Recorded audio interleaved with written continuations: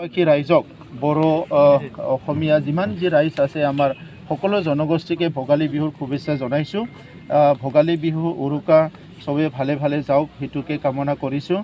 আৰু ইয়াৰ লগতে আমাৰ যিবিলাক কাম আমি হাতত লৈছোঁ 2021 চনত বহুতখিনি ষ্টাডি কৰিলোঁ, বহুতখিনি গম পালোঁ। এতিয়া আমি কাম কৰিবলৈ ওলাইছোঁ আৰু আজি ইয়াতে হেণ্ডলুমৰ এটা SOPDৰ দ্বাৰা এটা কনষ্ট্ৰাকশ্যন হ'বলৈ গৈ আছে।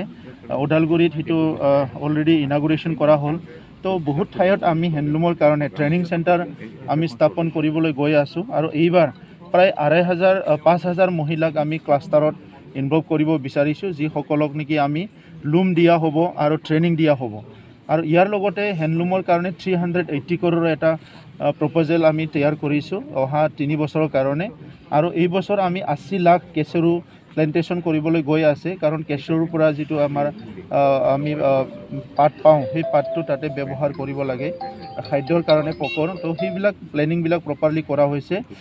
আৰু মোৰ এটা বিশ্বাস আছে যে হেণ্ডলুমটো যদি ভালকৈ কৰিব পৰা যায়, এৰীটো পূৰা এছিয়াত আমাৰ নাম আছে, সেইটো যদি ভালকৈ কৰিব পৰা যায় আমাৰ ইকনমিটো তাৎক্ষণিকভাৱে চেঞ্জ হ'ব। আৰু সেইটো আগৰ যিটো ট্ৰেডিশ্যনেল ৱেত কৰি আছিলে সেইটো অলপ কমাৰ্চিয়েল ৱেত কৰিবৰ কাৰণে আমি এডভান্স টেকন'লজিবিলাক আনিবলৈ চেষ্টা কৰি আছোঁ। স্পিনিং মেচিনটো আমি এইবাৰ অতি শীঘ্ৰে স্পিনিং মেচিন এটা ডাঙৰ স্পিনিং মেচিন আনিবলৈ গৈ আছোঁ। আৰু যিটো হেণ্ডলুম আছে তেখেতে যিহেতু আজি মুখ্যমন্ত্ৰী হিচাপে দায়িত্ব লৈ আছে, কিন্তু আমাৰ যিটো দায়িত্ব সেইটো যাতে সকলো পালন কৰে মই সেইটো অনুৰোধ কৰিছোঁ।